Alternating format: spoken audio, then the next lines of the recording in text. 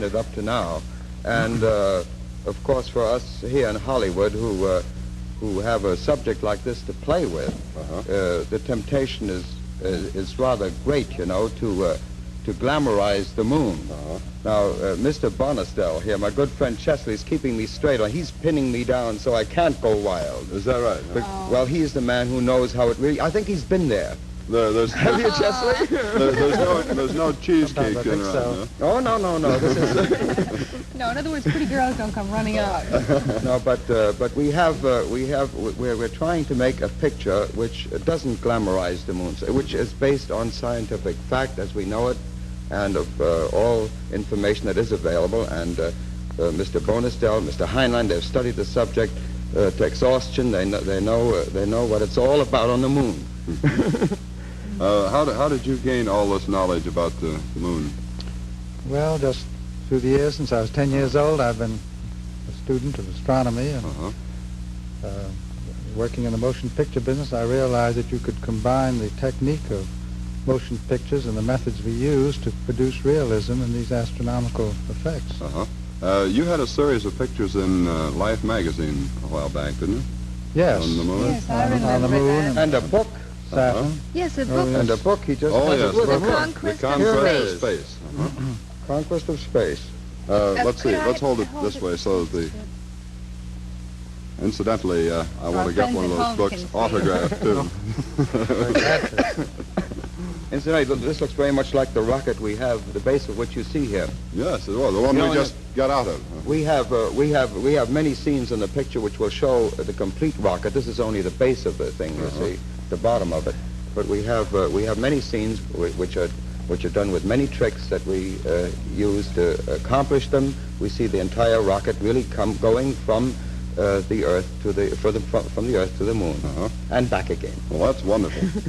Well, thank you very much, Mr. Bonestell.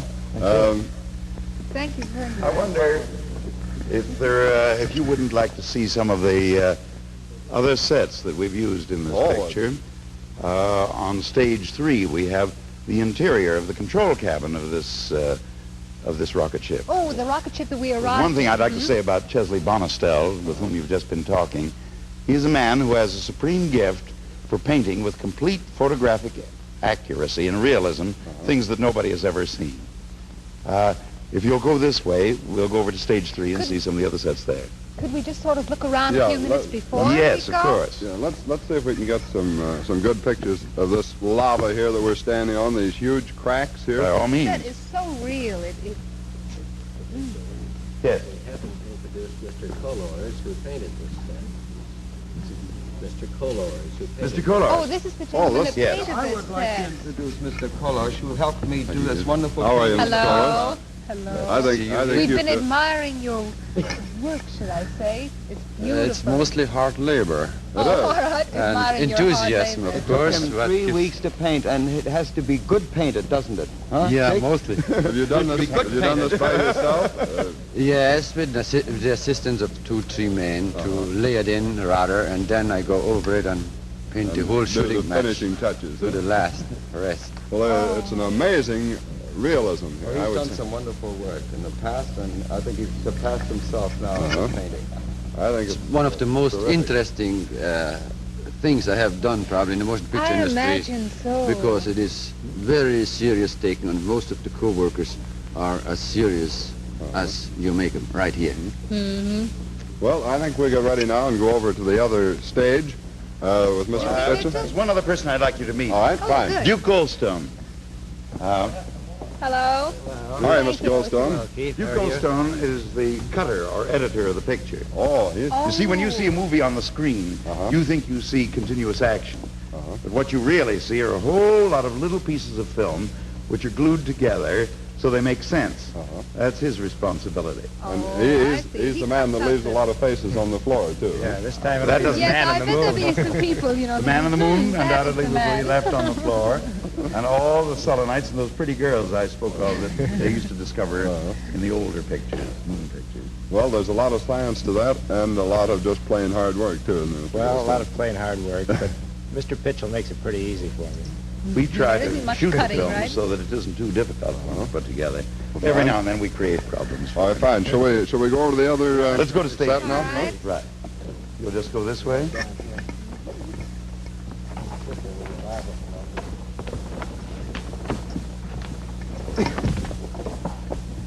Say, this is a huge set. I wonder, while we're walking over here, Mr.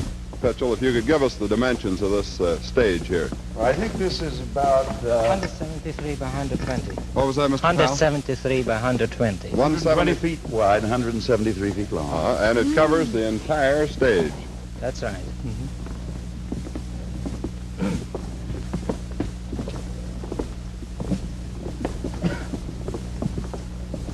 So I know that all of our friends out in the television audience will be looking forward to the date that this picture is released so that they can go to their theater and see it. Wait a minute. Destination. Wait a minute. I've got having a little difficulties here. Of course, this happens on these remote broadcasts because we do work under terrific obstacles.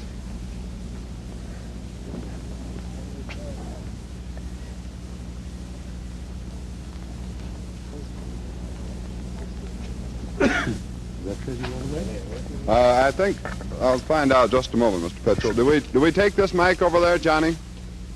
Do we take this mic all the way through? All right. Now we're free. Oh, good.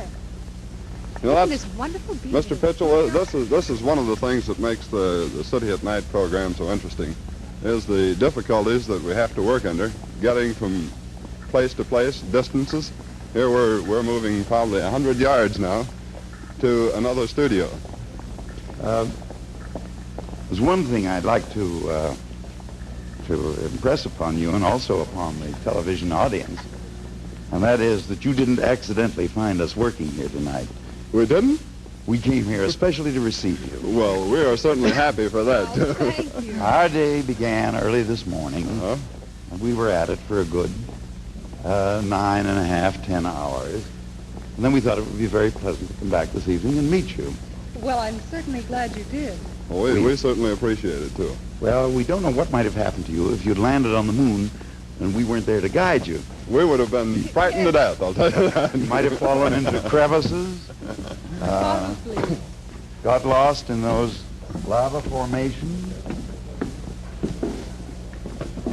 Well, Most anything could happen to you on the moon.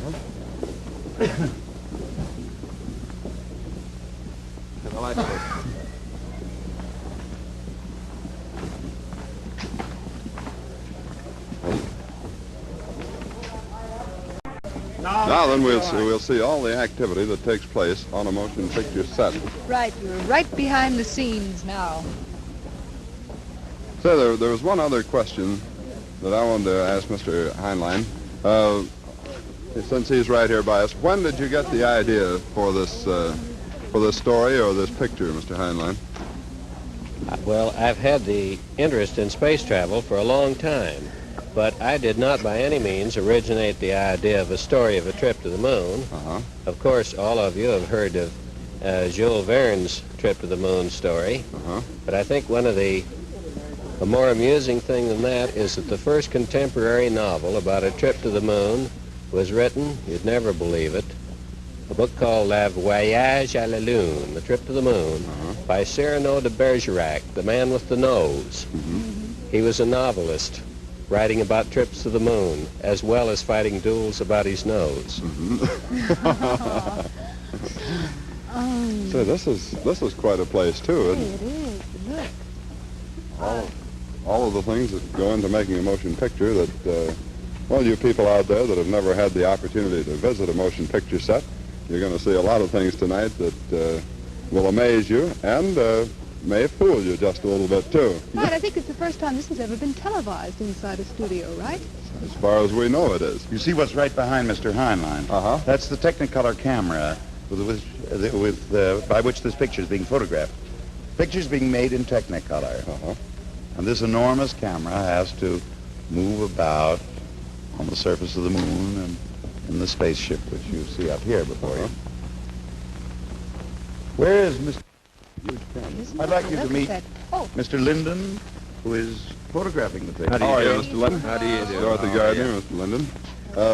You're the fellow that operates this big camera. Now, Well, this I is have all- a man that does operate. Oh, I see. oh. Oh, he tells the operator. I how to tell the operate. operator what to do, So that's the kind of a job I'd like to have. but I lay out the setups for him, and he does anything I tell him to do with his camera. In other words, you're responsible for all the All the photography. photography. I put on the screen what these people write on paper. And that's a big job, too. Yes, it is. And this is Mr. Robert Brower, How who do is you the do? color consultant on the picture and keeps us straight about what can be photographed in Technicolor. You mean you have difficulties there, too? Huh? Oh, indeed we yes, do. I should say. This is an especially interesting job, however, this picture. Would you turn around and take a look at our Turn camera? around Then, just a bit, look at our friends in the audience. Up there. With Curly over here, we've done some things that have actually never been done before in Technicolor picture, Uh-huh. and it's been tremendously interesting for all of us. Well, the sets are really beautiful. Yeah, they're so terrific. real. Like. Yes. It's Tell me, the amazing. colors come out true on Oh, Technicolor. Yes.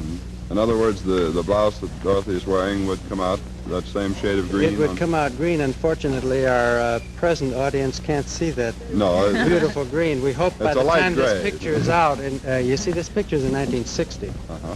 and by that time maybe television will be color, and we'll be able to get some good color on the television screens as well as on the motion picture screen. Uh-huh. Well, we hope so, too. Here comes another camera. Let's move out of the way. All right.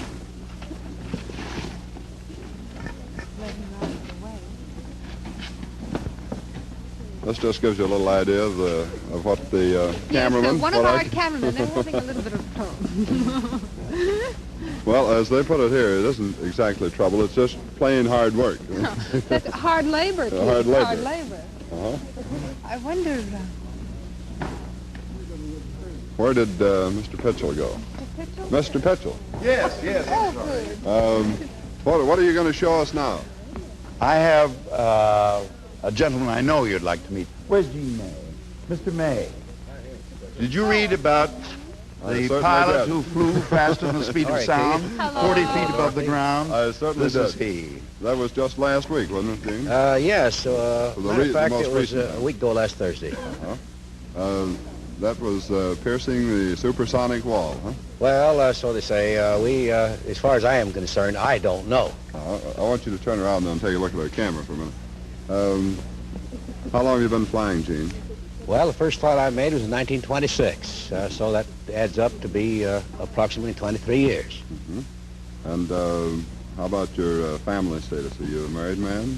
Oh, yes, I'm married, and I have 3 children besides. In addition to that, about 6 months ago, I was presented with a lovely granddaughter. Is that right? Wow. Oh, yes. Imagine a grandpa flying Yes. faster than sound, huh? Well, it isn't so much of a trick. It isn't, huh? You've pierced that wall several times, though, I understand, in the past. As a matter of fact, with the Navy's Douglas skyrocket, piercing the so-called sonic wall is sort of an everyday routine. Mhm. Well, for that particular airplane, it was designed that way, and there is just nothing to it. Do you got any particular sensation of speed in that plane, Gene? Well, Keith, at higher altitudes, obviously there's so much space beneath you that the illusion of speed just doesn't happen to be there. But if you're traveling anywhere near that speed, close to the ground, I dare say that the ground looks like the edge of a high-speed grinding wheel being held immediately before your eyes. As I understand it, your last trip out here in the dry lake a week ago last Thursday, the news photographers wanted to get some good pictures of you, and they told you to follow a black line. How did that black line look as you were following it across the desert? Well, that particular black line from the air actually doesn't appear as a black line. Matter of fact, you can hardly see it. To locate the black line, actually, I had them throw a smoke flare on the end of the runway to locate that particular black line for me. Because obviously I have to start the run at a considerable distance away from the edge of the lake bed. So I can say truthfully the black line is very, very hard to see when you're in the air. But it is. And at a speed of well over what? I mean, we I'm don't want to sorry. give away any military Yes, secrets here. No, But I'm sorry, Keith. I cannot in any way quote any speeds. Any information coming forth about performance of this aircraft will have to come from the proper sources, and I assure you it's not me. Well, We'd like to see the model of that ship. Commander Rice of the Navy Bureau of Information. How do and you Lieutenant do? How are you, Commander? Lieutenant Rockland? I think Commander Rice has a model of the plane that Mr. May flew. Oh, this is the model? May I? That is the Navy Douglas Skyrocket. Say, that's a sweet-looking little job, isn't it? The wingspan will fit in your living room, about 25 feet. 25 feet. And what's the overall length of the ship, Lieutenant? About 45 feet. Uh-huh. And this is the latest design, the swept-back wings, huh? That's right. You think that's fast?